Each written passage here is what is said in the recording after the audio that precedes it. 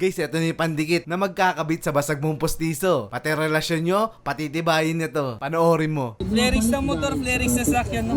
Pandikit? Metal to metal, bakal to bakal. Saan ka naman makakita, sir, ng ganito? No, sikat na pandikit. No? Yung tawagin si M, no? O si M. Alam niya na yun, no? Oo, yung M. Alam niya na yun, sinasabi ko pag M, no? Huwag na natin banggitin, baka tayo yung may sira, eh, no? Makakaano tayo. Oh. Ito pinutol mo dito. Pag putol mo, segundos lang bibilangin mo, no? Tapos ilalak mo lang, sir, dito. Ang sigurado. Pag sigurado yan, sir, oh.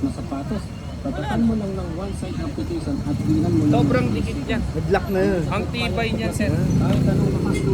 Ayun o, bibitawak ko na guys. Agad-agad yung kapit. Ay, tignan nyo guys. Pag patak mo, sir, ididiin mo lang. Siguradong magkakaroon kayo ng Pagkadiin mo, sir, okay na po yan, sir, no? Kaya ano Tapos pa ang hinihintay nyo? double-sided mo, sir, application para mas maganda. Tatlo, sandaan Pati sa labas. O, pati sa labas, sir, para mas maganda. Sir, pahila po. original na gawa ng Pinoy. Grabe no. Agad-agad yung kapit yung boss, no? Ano, malabas na yung mga muscle ni sir eh. Oo. Tapos pagdating naman sa metal, sir, no? Ay, sir, 100 po, 3 piraso po yan, sir, no? Ito po lahat kaya ang digital, sir, no? Tapos yung kukunin nyo, sir, pwede po natin siya testingin, sir, no? Agad-agad, testingin po natin siya. Random, pwede kayo pumili guys. Dito lang siya sa Kapag sa ano, metal Isita naman Random. po, sir, no? Sa metal po tayo, sa metal. Sapatos. Patakan mo lang ng 10 segundos lang po yan, sir. 10 segundo. Oo. 10 segundos pero hindi natin hihintayin yung 10 segundos, didiin mo lang yan, sir. pinipiling material. Pagkatiin mo, Lahat po ay kinakapitan. Dahil rubberized po ito. mapametal, bakal, plastic, kahoy, no? Basag na postiso, basag na tiles, no? PVC. Pinoy Pandikit ay Flerix ng motor, Flerix sa sakyan, no? at hindi rin po Yan po yung trending sa Pinoy Pandikit, sir, kung popular din. Ay, sir, agad-agad yung kapit niya. ng iba.